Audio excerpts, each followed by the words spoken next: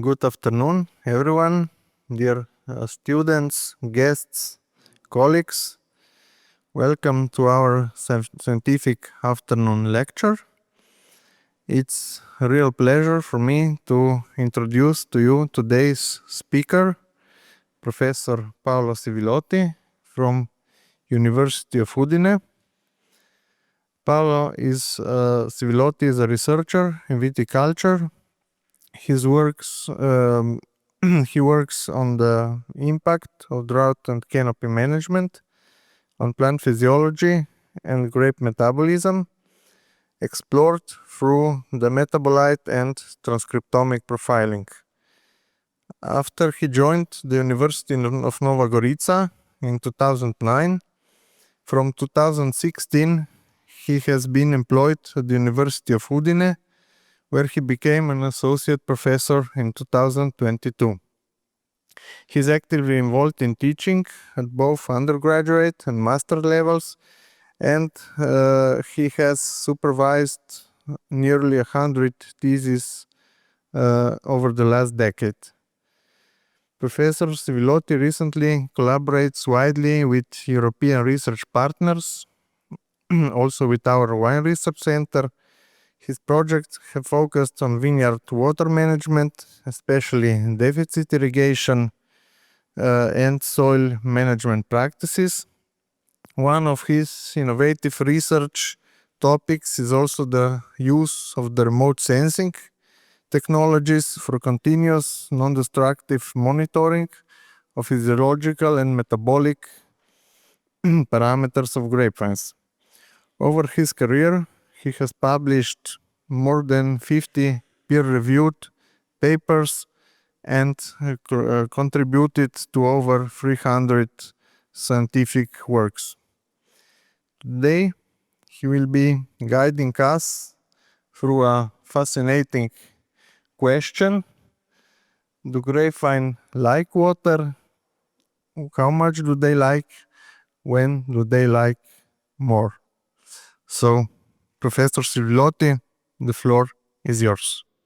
It is really a pleasure to be here back after nearly 10 years to present some of the work that I did during the last year, but also during the whole my career. So today we discuss about water, so a topic which is searched by many other researchers around the world, and there is no way to give a precise answer in this direction. So what we will examine today. So we will talk about water in the plant, so some concepts related with plant physiology, because we need in order to understand what I will present thereafter. So absorption dynamics, how we can measure the plant water status. This is another issue. And the effects of water stress on berry size, phenolic compounds, aromatic compounds. And we will finish with recent researches that we did with deficit irrigation strategies that we used in order to modulate grape quality of Pinot Gris, because Pinot Gris is one of the most important varieties in Friuli Venezia Giulia. And so the possibility to save water. Why water is important? So we start really from the scratch. Water is important because it's the more limited abiotic factor for plant growth and production. This we know. And so is accounting for the whole distribution of the plants. 70 to 95% of the fresh weight of the plants is represented by water. And incredibly, only the 5% of the water which is absorbed by the plant actually is used for the photosynthesis and so for the growth and the production. 95% of the water is lost in the atmosphere. So the transpiration machine is really a waste machine, definitely. So the first question is, how the water can come up to the plant, to the leaves, this is an important question. There are few theories, but the most important theory is the adhesion-cohesion tension theory. So we know that the plants lose the water, in the atmosphere, through the process which is called transpiration, and this creates tension inside the leaf, and so this tension asks for water from the stem, and in turn water from the roots and water from the soil. So we can imagine, the water inside the plant as an elastic. So this elastic actually that is going under tension during the day and relax during the night. So this tension is called, water potential. And it's negative because the water is retained inside the plant. But it's negative also in the atmosphere. And so you'll see, for example, that if we have 100 megapascals of tension in the atmosphere, this will require water from the leaf, because the leaf has much lower water tension, the leaves from the xylem from the root, and the root from the soil. And we have this continuous, tension and relaxation, depending on the evaporative demand of the atmosphere and the availability of water in the soil. What about the atmosphere? So, the water potential in the atmosphere is related to what? To the temperature and to the relative humidity. At 100% of relative humidity, there is no effect of temperature, because this equation here, the logarithm of 100 out of 100 is 0, because the logarithm of 1 is 0. And so this means the water potential of the atmosphere is 0 and is not affected by the temperature. But normally, the relative humidity of the atmosphere is never 100%, and so as low is the humidity in the atmosphere, as higher is the tension to request water from the plant. And the higher is the temperature, the higher is the request of water from the atmosphere. So, since we have this elastic that, is under tension during the day and relaxed during the night, so if we have a good condition in the soil, so a high level of availability of water in the soil, so the only way that the plant has to, increase this tension is what we call VPD, so the evaporative demand of the atmosphere, which is called vapor pressure deficit. So, if we have higher temperature, but still we have a lot of water in the soil, we have an increase of the action of the atmosphere, so the request from the atmosphere increase, and so we have a higher tension. So, from spring to summertime, we have differences in this level of tension. But during the season, we can even have periods of water stress. And at the beginning of water stress, you know that this tension is the result of both the effect of the VPD, so the request from the atmosphere, and maybe also the effect of the lower availability of water from the soil. So this tension becomes higher and higher. And so, at one point, what happens is that the plant recognizes that the water is missing, and so starts to close the stomata, starts to limit the loss of water by transpiration. And when the water is really limited, the plant actually stops the transpiration, but actually this level of tension can be more and more intense, because in any case, the soil loses water through evaporation. And so there is less and less water, also because the soil actually reduces the water. So if we measure this water potential, so this tension during the day, what we see is that we have this behavior. And so during the central part of the day, we have, more negative values, so more tension inside the plant, because during the central part of the day, we have the sun, so the much higher effect of the temperature at 2 o'clock in the afternoon. And during the night time, what happens? The stomata are closed, and so this tension can recover the water from the soil. And so the potential comes down to the values from the previous day. In this second graph, we can see what? The effects of two different levels of VPD. So the green line represents one day with higher temperature, but with a lot of water in the soil. And so you see that in the central part, the tension becomes higher because there is a higher demand of water from the atmosphere, but because there is abundance of water in the soil, in the morning, the values come back to the same level. The other condition is this. If we have a low availability of water in the soil, the plant cannot restore completely the water lost during the nighttime. And so if we measure the water potential in the morning, what we see is that the values do not reach the same values of a condition of abundant water.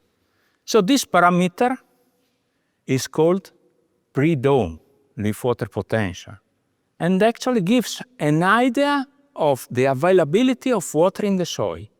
So it's not directly related to the loss of water from the evaporative demand. Is it clear everything till now? Enough?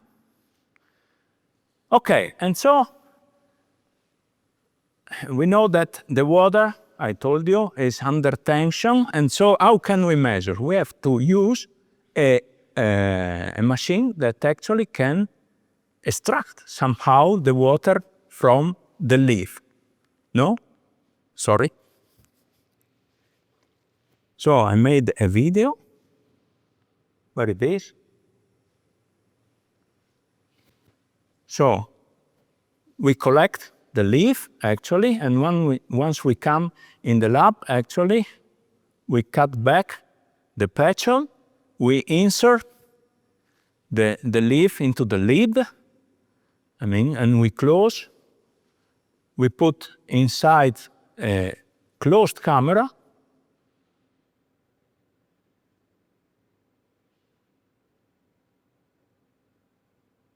this way, and what we do, we increase the pressure inside the camera.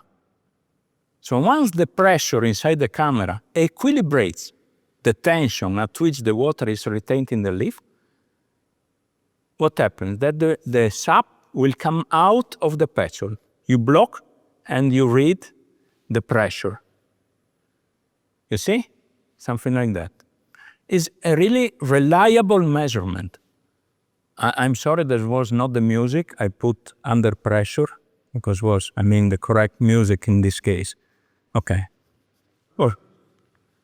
Okay, in summary, so during the day, the leaf water potential, becomes more negative because of the evaporative demand of the atmosphere.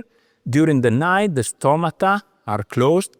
For who does not know, the stomata are the structures below in the adaxial part of the leaves responsible for the transpiration. So during the night are closed, but the absorption is maintained, so leaf water potential can be restored. If the water availability in the soil is low, leaf water potential cannot be recovered completely, and so at the end, what we measured before, the dawn, the pre-dawn leaf water potential can be a good estimator of the availability of water in the soil. Good. But once we have to calculate, the water balance for the irrigation, we have to consider another factor really important, which is the amount of water that can be stored in the soil, what is called available water content. And this, you see in this graph, changes because of the texture of the soil. Sandy soils does not have the possibility to store water inside the particles. And so the amount of water in a sandy soil is really limited. Okay, so 30, 50 millimeters, which means 30, 50 liters per cube meter.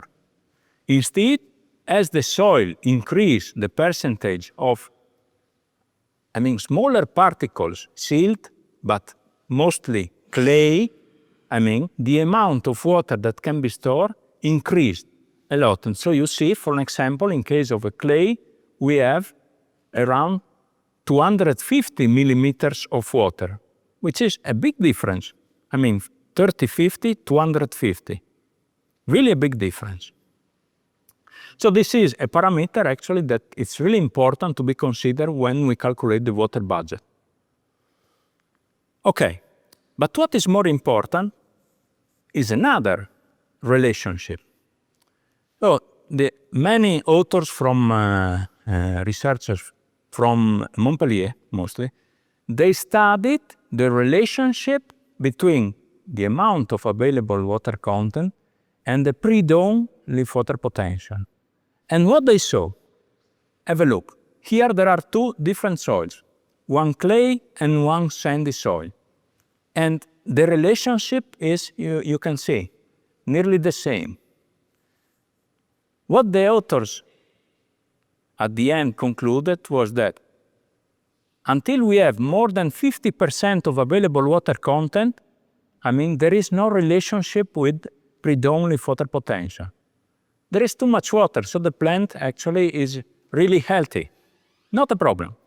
But when the water, goes below the 50% of the total, there is a close relationship with the pre-dawn leaf water potential. So this relationship, we will see thereafter, can be used to do what? To set some decision support system and provide indications for irrigation to target a specific condition of water stress in the vineyard. So based on many experience, you see that we can detail at different levels of pre-dawn, different levels of stress for the plant. So above 0.2, no stress. From 0.2 to 0.4, weak to mild, 0.4 to 0.6, mild to moderate, 0.6 to 0.8, moderate to strong, and strong to severe. Below 1, we have problems for the plant because we have irreversible, damages to the physiology of the plant. So these levels actually do not have to be reached. But what is the effect of the water stress on the grape quality characteristics? So here we have, you see, a graph in which I pointed several severe stress, mild to moderate, well water condition. So if we want to accumulate sugar, maybe we can have a certain level of water stress, but not too much, because if we have too much water stress, the stomata are closed, the photosynthesis is not working, and so sugars cannot be accumulated. As regards aroma precursors, maybe we need a little bit more stress because the aromatics, especially the terpenes, are triggered by water stress. And for polyphenols, we can decide even to have a little bit more water stress. On the other hand, if we want to maintain malic acid in the grapes, it's better not to have water stress, because water stress normally, what does? Water stress, affect the lower part of the canopy, the leaves shed, the grapes are subjected to the temperature, to the sun, and so malic acid is respired, and so it reduces. Now we have a look at some results that we collected during several experiences. This is, from 2007, years ago. It was the PhD of Simone Castellarin, investigated the role of water stress on the biosynthesis of anthocyanins.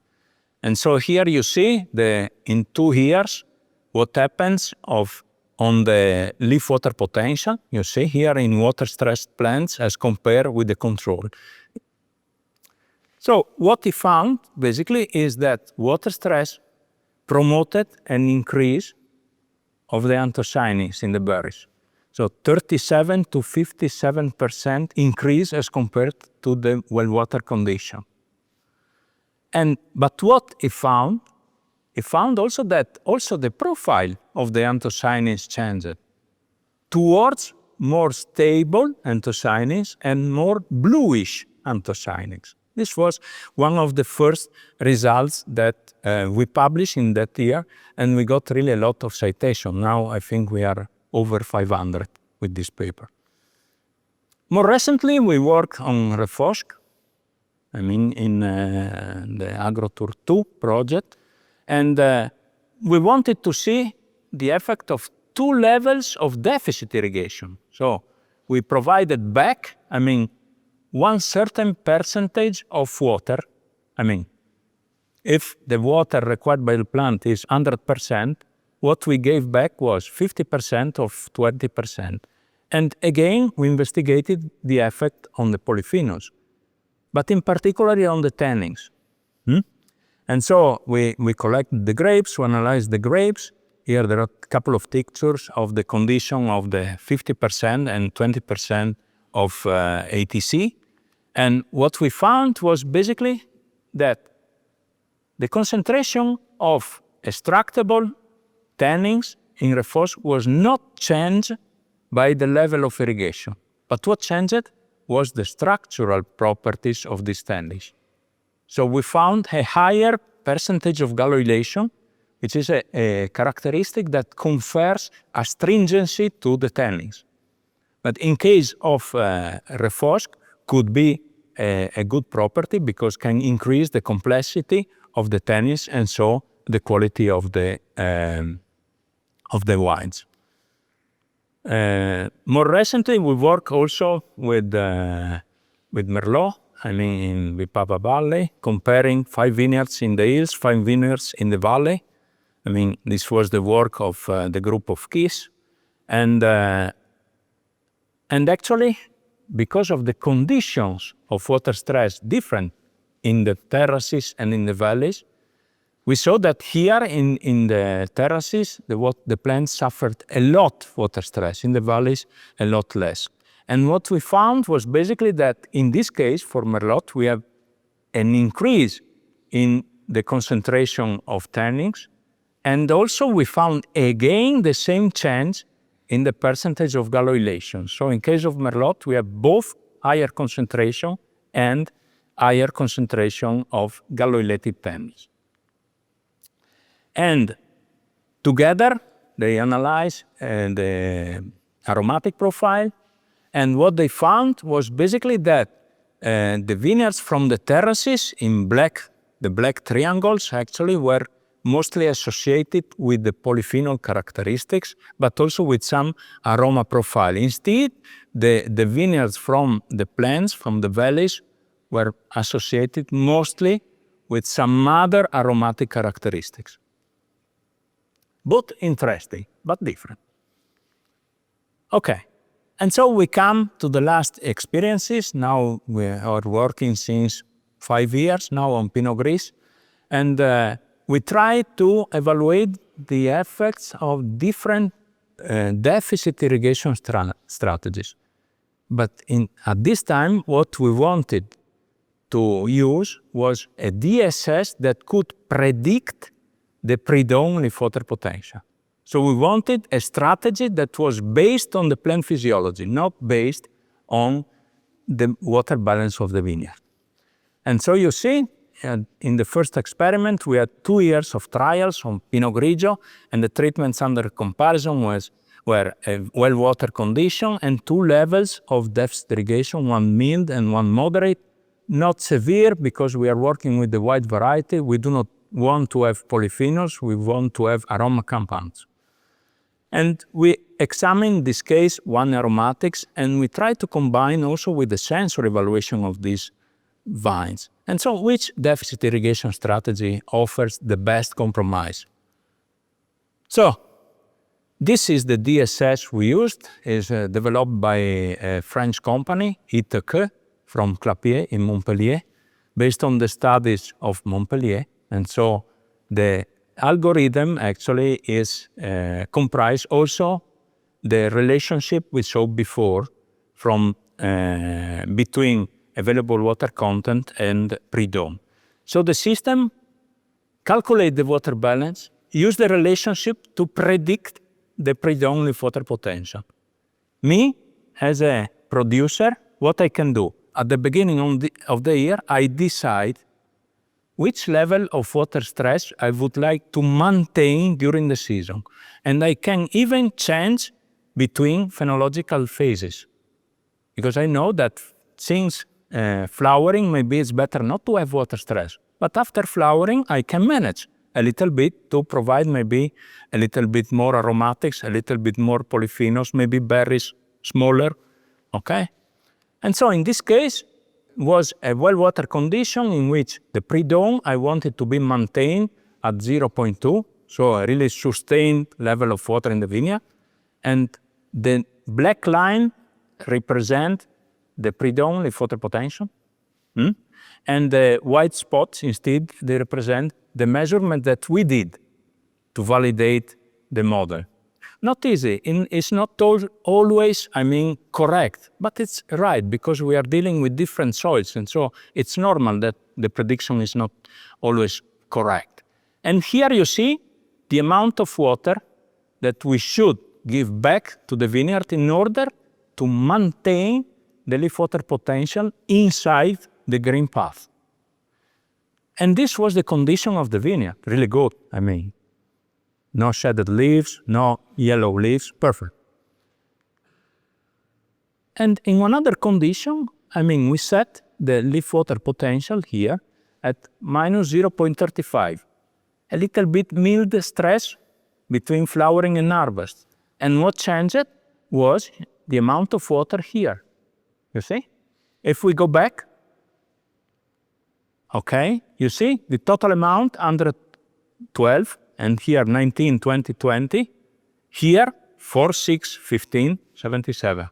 40 millimeters of water less, which means 4,000 hectoliters per hectare. Okay, it's a lot. And this was the condition. Not bad. Still not bad. 2022. A hot season, really dry season. We wanted to maintain the same well water condition, 157 millimeters, so maybe 40 millimeters more. And this was due to the effect of VPD and to the effect of the lack of rains. And this was the condition. We did the same mild water deficit, you see, to maintain 0.35, 78 millimeters, the half. But we had another condition, this was quite good, another condition we called moderate to severe, in which you see the amount was 55 millimeters. But this was the condition, with a lot of yellow leaves, and a significant reduction of the photosynthesis and the stomatal conductance. What was the difference between 2021 and 2022? In 2021, the season was rainy till the middle of July, and thereafter it was water stress. In 2022, it was hot and dry towards the whole season. And this is really important from the physiological point of view because the plants actually can adapt to the condition of the available water, okay? But the mechanisms that can use the plant to stand in conditions of water stress, actually, are more effective when they are in action at the beginning of the season, because the plant becomes more and more tolerant going on with the season. And here we can see that, for an example, the midday leaf water potential, which is related to the VPD, you see, was not much different between the three different treatments under comparison. Instead, in 2022, you see that there was a big difference between the three treatments. These are adaptation mechanisms. So the plants grew with less water, they can retain the water more. Okay, and so this means that the water potential, this tension becomes stronger and stronger.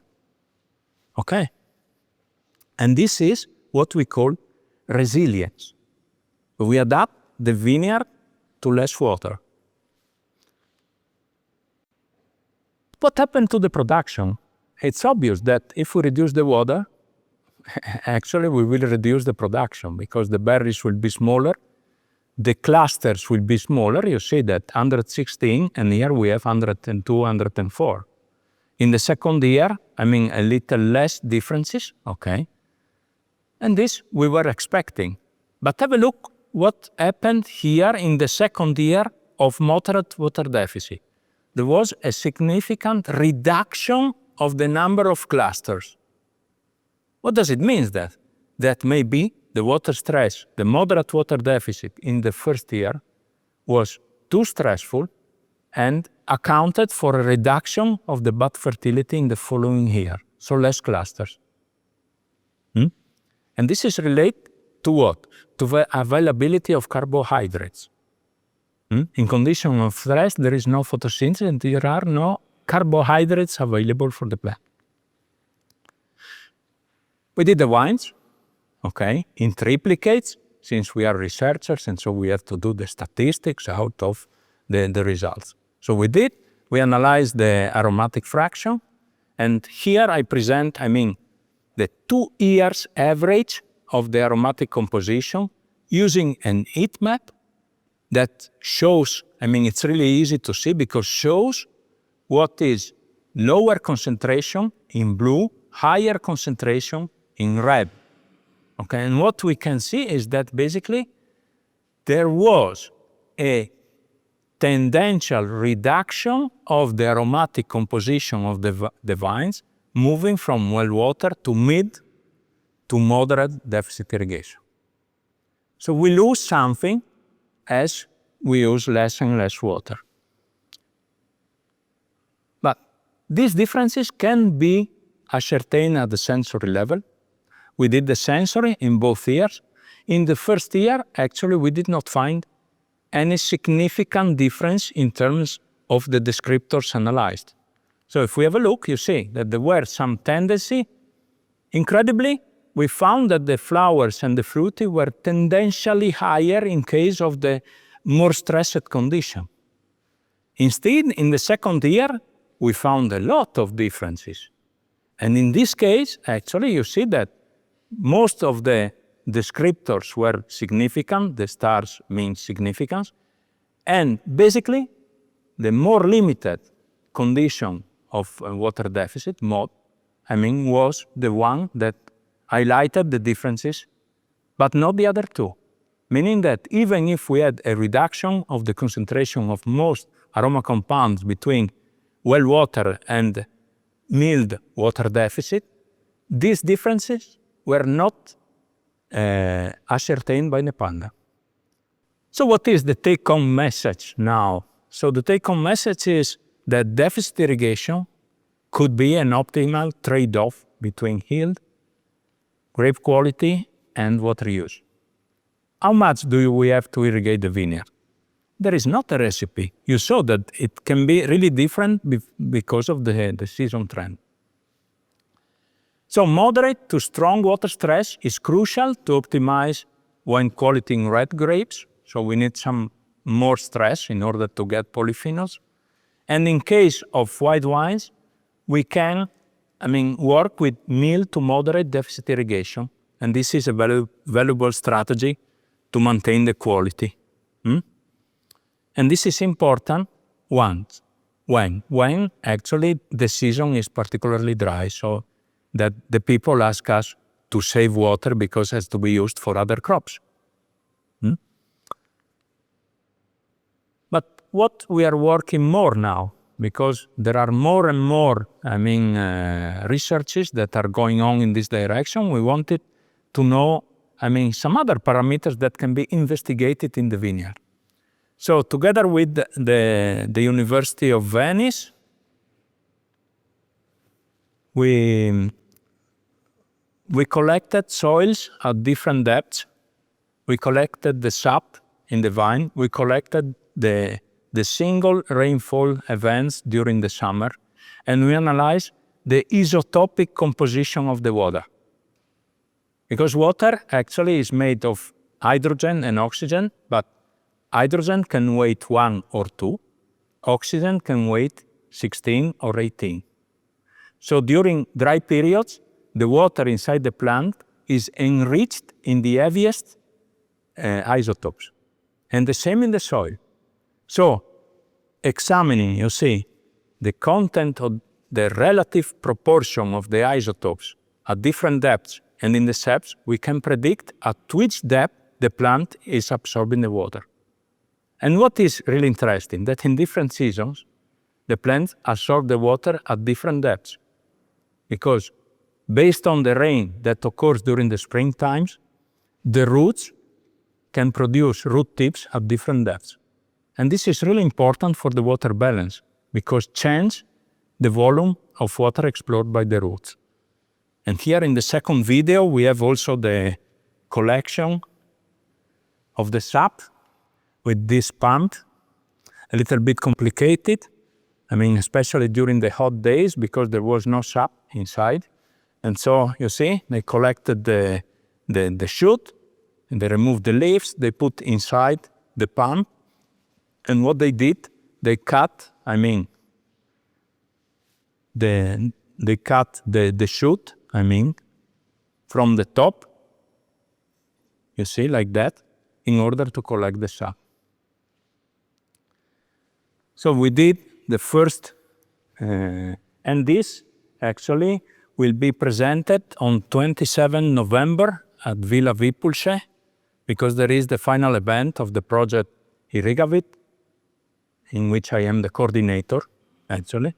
And there will be also present a video that will be tracked by everybody, that will be available for all of you in both languages, Slovene and Italian, and so you can see the results. And here are some results we found. You see, what I told you before.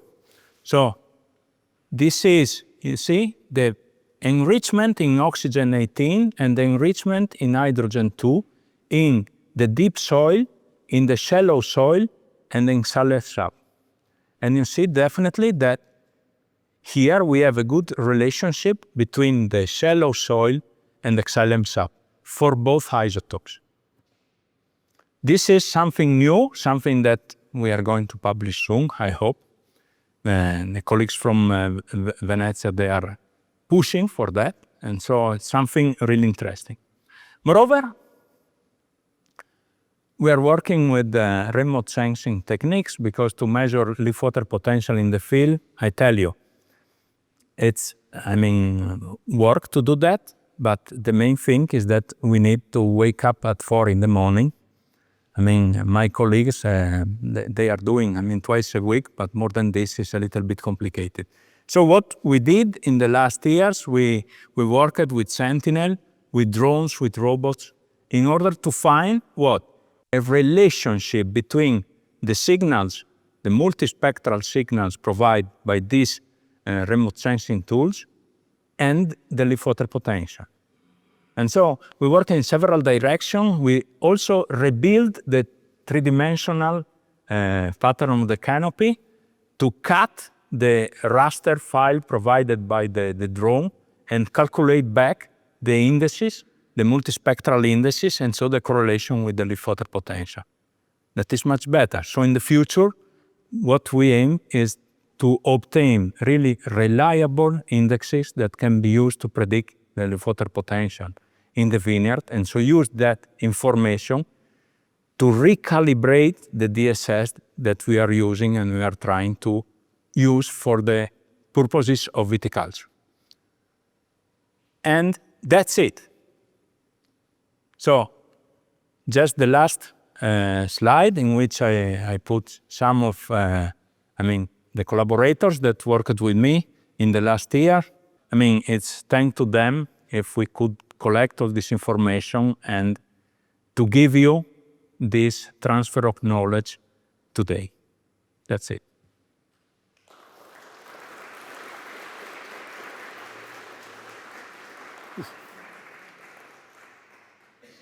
So questions?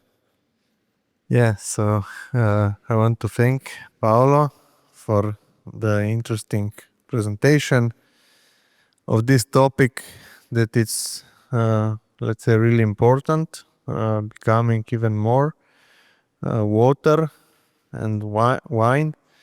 Of course, it's a problem in the periods, in the summers, without, let's say, or with less rainfall. So I think this kind of research it's really necessary. Also, not just for the academic sphere, but also for the producers. So now we have some time for discussion, questions. Maybe I would like first to give the word to the audience. If there are any questions, maybe. Don't be shy. Don't be shy, Paolo. There is a question. Okay. Yeah, you'll get the microphone. Perhaps you said it, but did you produce wine from those? What was it like, the difference? What was? What was the aroma, the difference between the wines of different so yeah. Yeah. Sorry. I understand. So it's something which is a little bit complex because from the chemical point of view, there were many modifications, but basically what changed was the flowery characteristic. These are basically related with terpenes, but also related with acidity. So maybe you got much more terpenes, but at the sensory levels, you felt less because the acidity actually sustain the aromatic characteristic of flowers. This was basically the difference. And also the bitterness. So because of water stress, the wines becomes more bitter. This is basically the difference. Thank you. Okay, somebody else, maybe. Okay, otherwise, I will ask some question to Paolo. So you mentioned the DSS and so decision support system. This is basically, let's say, digitalization in the vineyard, in the work.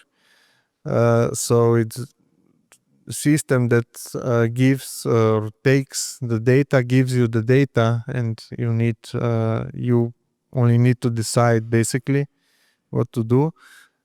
So my question is, in what, let's say, how far? So you said, okay, you compare your data from measurements in the field with, let's say, with Sentinel or with satellites, with drones, images. But how far this? Okay, it's mostly in the research, but how far is, let's say, to be used by wider, let's say, wider range of, let's say, producers or. Okay, so it's a complicated question to answer, but we can start from the satellite. So nowadays, most satellites give data available for free. For example, Sentinel, you can download the data and process. Within the project Rigavit, we also set a website where you can find the processing of the Sentinel data in continuous way. So as soon the satellite runs around the Earth, you can see the processing of the data with a couple of multispectral images. With the spatial resolution of 10 meters per 10 meters. So what you lose actually is the real information of the vineyard itself, because the pixels are combined pixels of the vine and the cover crops. But it's an information. So it's a rough information, but gives you an indication of maybe you are going under water stress condition. A rough, but can be still useful. Thereafter, you have the drone. The drone is a little bit problematic because you need the driving license for the drone. You need to fly over the vineyard to process the data, to calculate the indices. But also this information can be collected in an easy way. And this gives you an information related to the vines. And so you can see exactly what is the water status of the vine. As I showed you in that slide here, you see that you can maybe just cut, the information from the drone, belonging to the grapevine canopy. And you calculate the indices just in that part of your vineyard. So, how is the situation in terms of how to use this information for water management?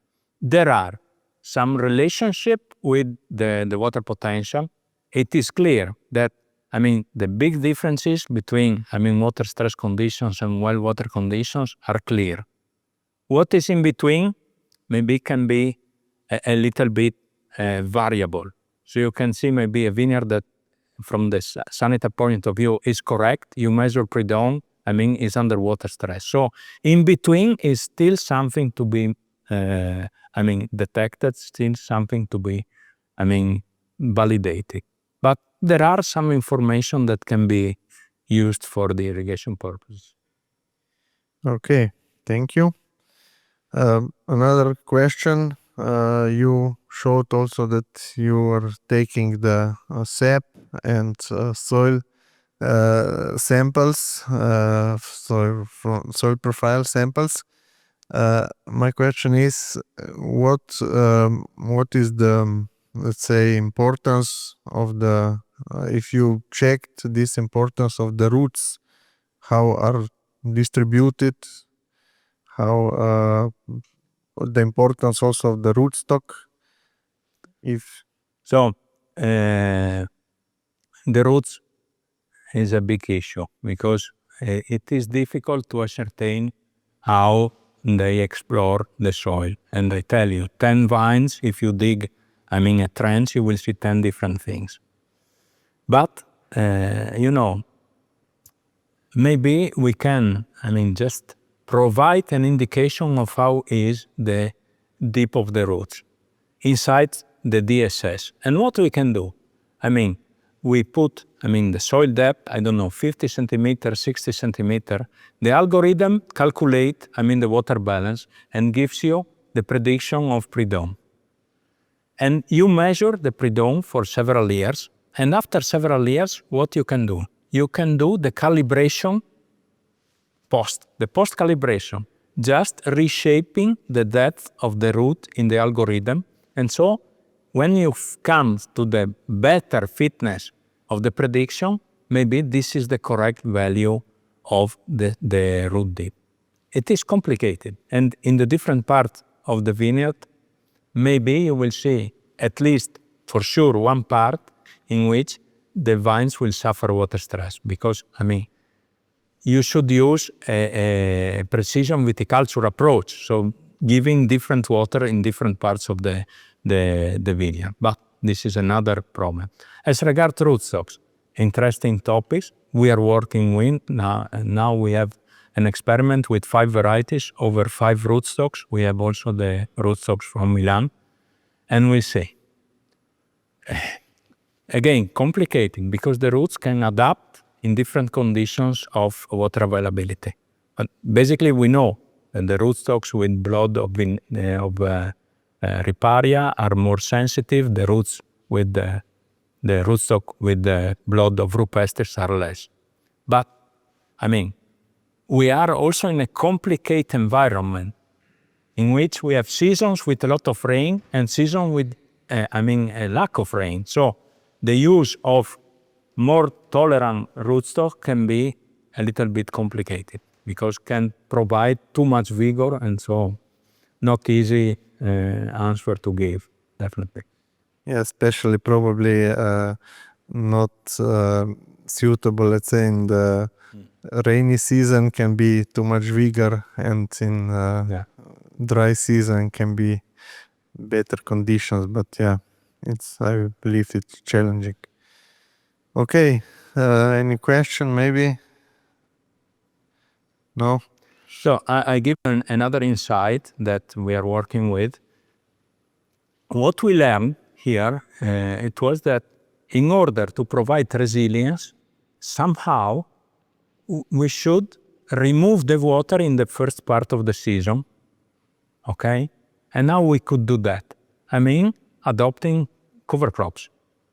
Cover crops that we seed in September, October, and they grow in the springtime, and so they compete for water, and they could make the vines more resilient during the other part of the season, because at the end of May, we terminate the cover crops. There is not more competitions, but we provided, I mean, the adaptation mechanisms to the vine, you see. Yes?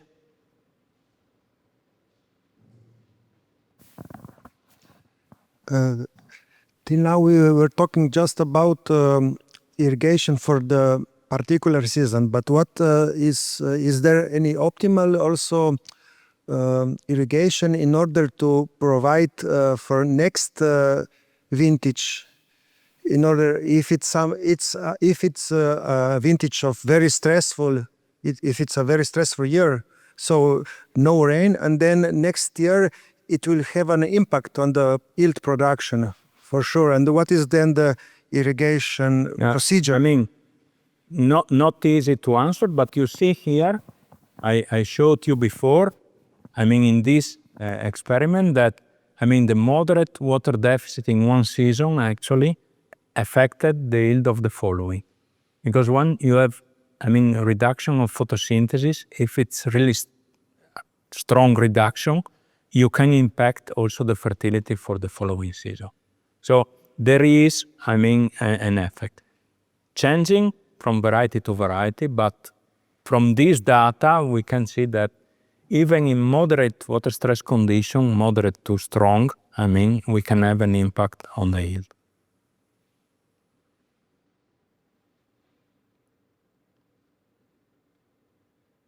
Okay. If there are no more questions, then I would like again to thank Paolo for coming here and gives us this nice presentation. And I thank also to you for coming to this event, and I invite you to join us downstairs in the lobby to have maybe some informal socializing and have a word also by a glass of wine. Thank you. Thank you.